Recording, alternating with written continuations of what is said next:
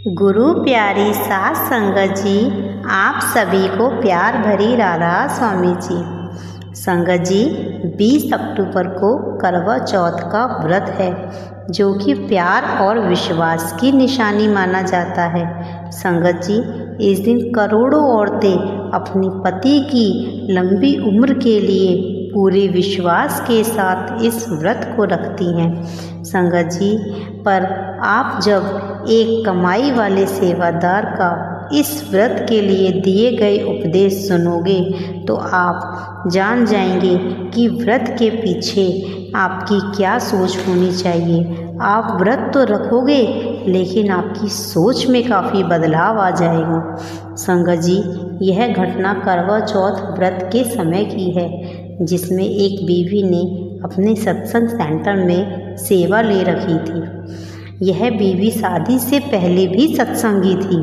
उसकी शादी को 20 साल हो गए और बिना नागा किए उस बीवी ने सारे करवा चौथ के व्रत अपनी पति की लंबी उम्र के लिए किए थे। पिछले साल इस बीवी ने करवा चौथ से कुछ दिन पहले ही अपने सत्संग सेंटर में सेवा में अपना नाम लिखाया था जी।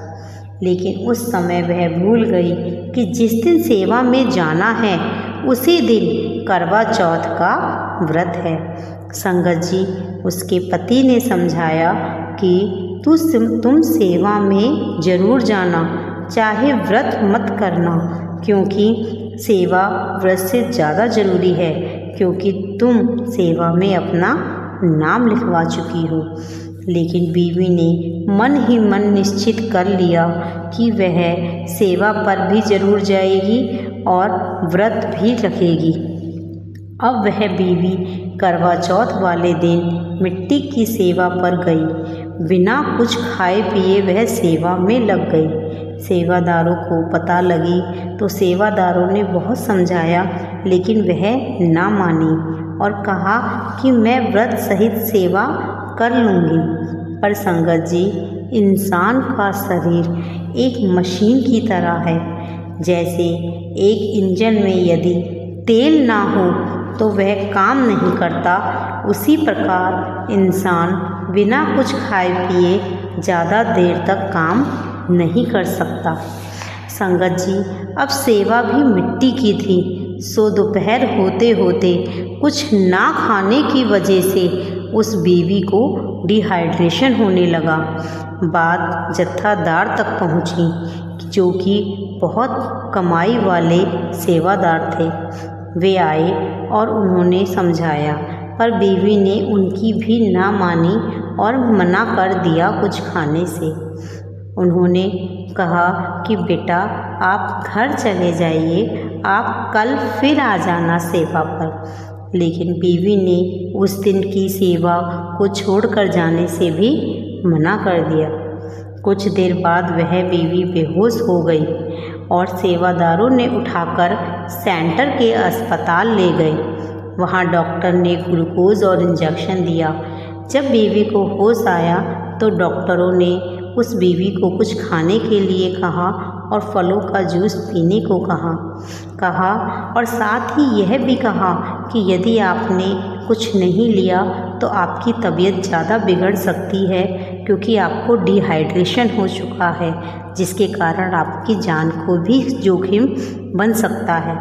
वह बीवी बोली कि यदि मैंने व्रत तोड़ दिया तो मेरे पति को कुछ हो जाएगा।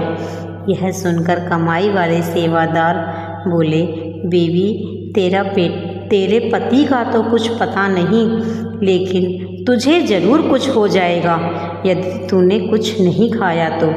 आगे सेवादार ने समझाया कि बेटा, मालिक के लिखे को कोई नहीं बदल सकता।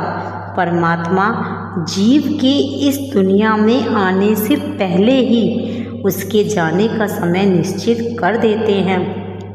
परमात्मा कभी किसी के भूखे रहने से खुश नहीं होते, वो तो भजन सिमरन से खुश होते हैं। बेटा, आना जाना, मृत्यु और जीवन, यह तो हमारे कर्मों का लेखा है।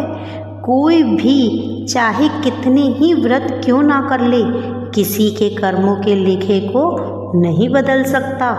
व्रत का अर्थ यह नहीं कि आप अपनी जान को जोखिम में डालो।